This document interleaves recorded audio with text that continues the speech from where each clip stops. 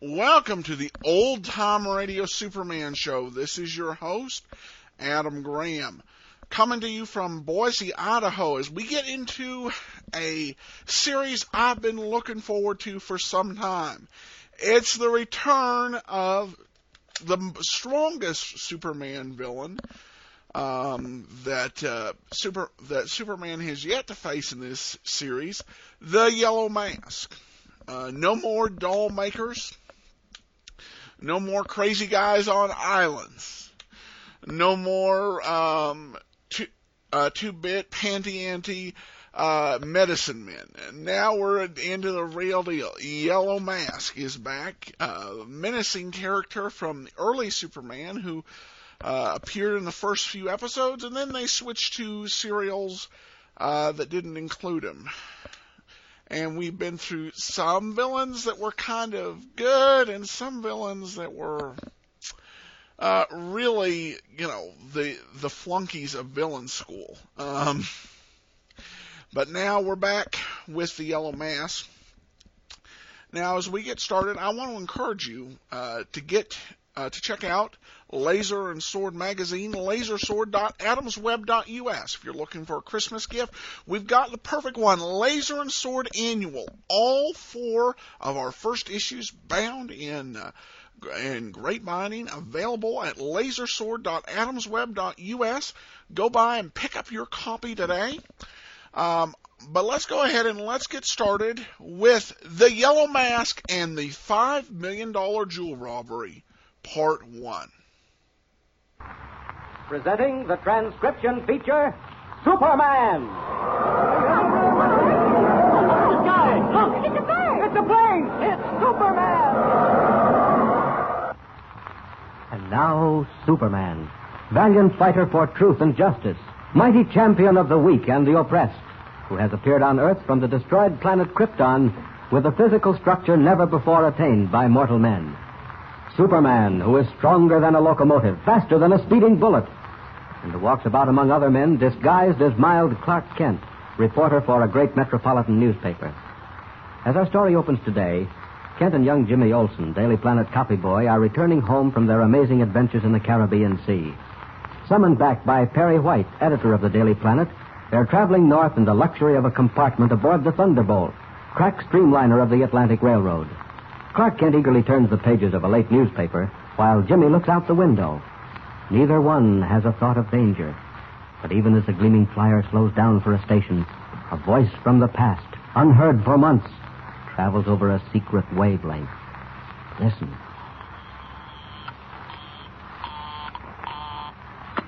Yes, we are calling YM. This is YM.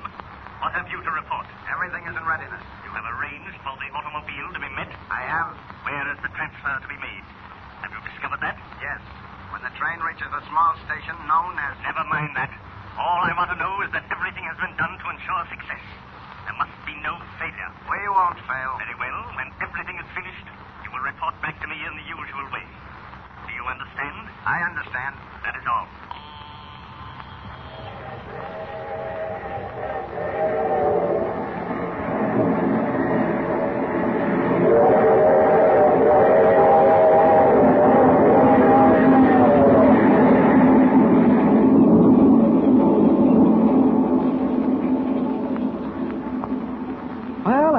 Business is booming in the big town, Jimmy. 3 murders and a jewel robbery. Oh, here. You want to see the comic page? Oh, no thanks, Mr. Kent. No? Oh, what about the baseball scores? Yeah, I guess so. Well, you're a red-hot fan, aren't you? What's so interesting in the scenery? Where are we, anyway? Oh, we just left a little place called Digbyville. Oh? Gee willikers. What's the matter? Look, Mr. Kent. See that highway that runs right alongside the tracks? Yes? Wait, you see those 2 cars? They're racing. Say, they are traveling fast. Yeah, faster than the train. They've gone right ahead of us. Oh, well, that's just because we just pulled out of a station. Where do we pick up speed? Now they've gone. Can't see them anymore. What's that you were saying about a robbery? Right here on the front page. Say nothing of the murders. Well, have we caught up with those speeding cars yet? Nope, not yet. Can't see anything. What was that? Sounded like a scream. I heard glass breaking somewhere in this car. Come on, Jimmy.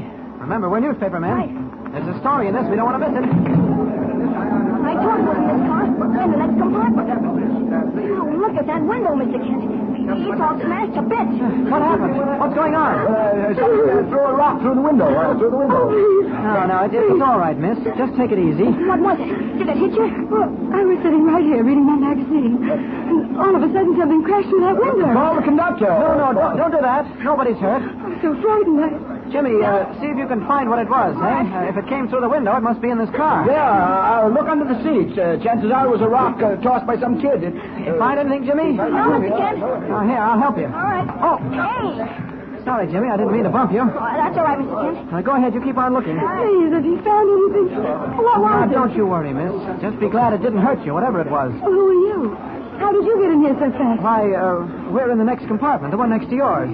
The boy and I, we heard you scream. Couldn't help it. And then we heard the crash of glass. Well, since I'm a newspaper reporter, I came running. Look, let me get you some water, will you? No, thank you very much. I'm all right. The conductor will be along pretty quick, lady. Everything will be all right, I'm sure. I'm all right, I tell you. I'm so sorry to cause all this trouble. Oh, shucks, lady, that's all right. No wonder it scared you. Maybe you'd better leave the door open now. Can't you find the rock, Jimmy? Golly, Mr. Kent, I can't find a thing. No? Whatever it was that came through that window, it's just vanished. What? There's no rock? No stone? Well, maybe there was, but it isn't here now. Maybe it's out in the corridor. Miss, was the door open when the window broke, or don't you recall? Well, yes. No, it wasn't open. I don't remember.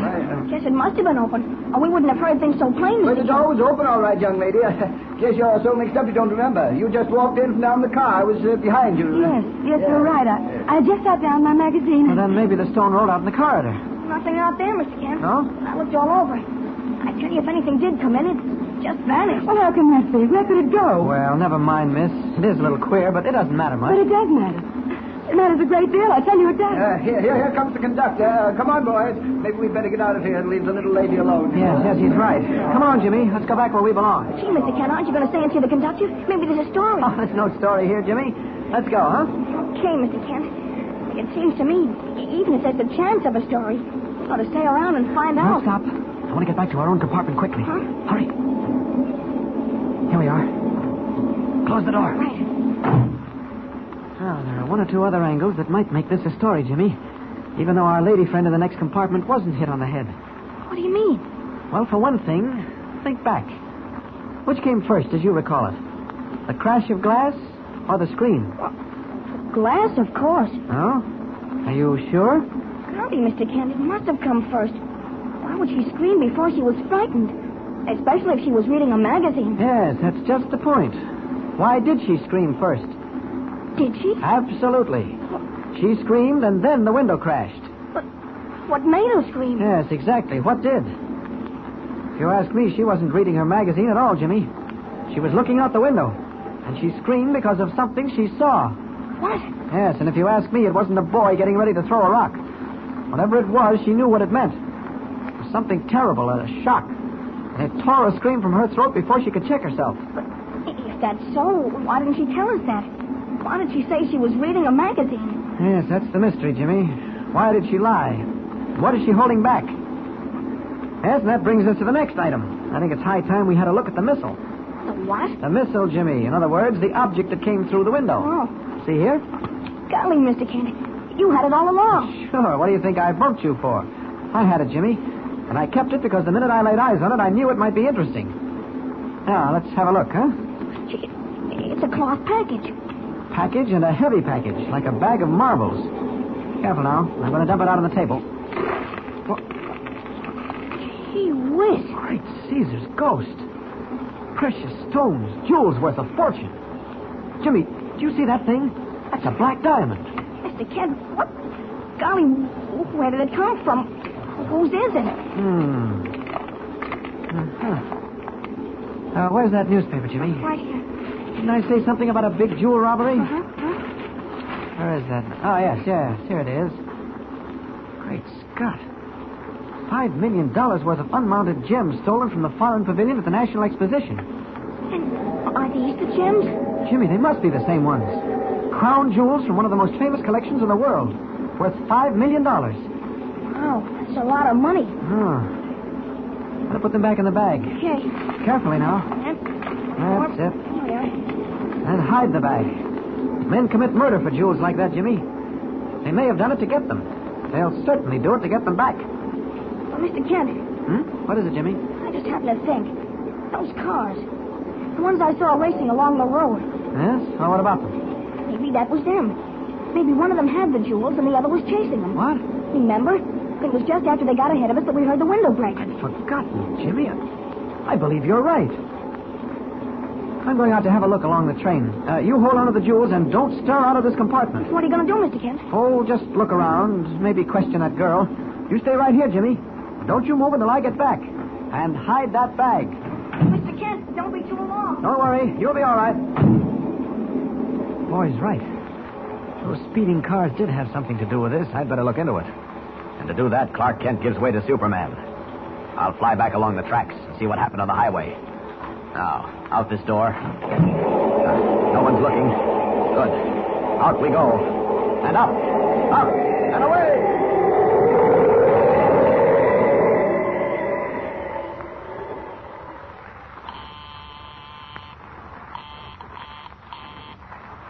Well, we are calling YM. YM speaking. Have you made the transfer? I regret to report that the transfer has failed. What you say? Failed? We followed the car. We delayed him. Prevented him from reaching the station. We did not make the transfer. Go on. What happened? There was a fight. The train came by and he threw the package of jewels through a window. Blundering fools. You have failed. But no time to talk of that now. Which car and which window? We saw that. The car was 319. The third window down. Very well. I will take charge in person from now on.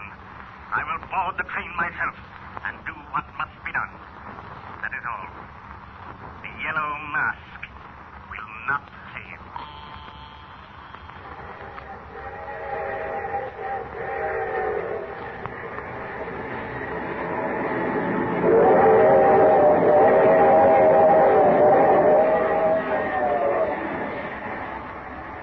The Yellow Mask.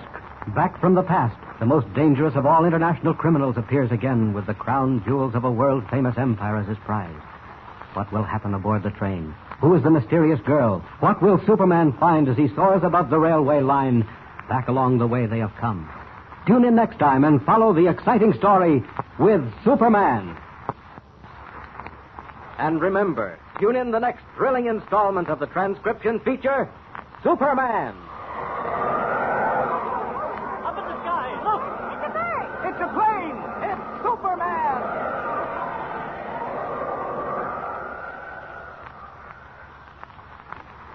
Superman is a copyrighted feature appearing in Action Comics magazine. Welcome back. Wow, the whole sack full. I never know how much these uncut gemstones are worth.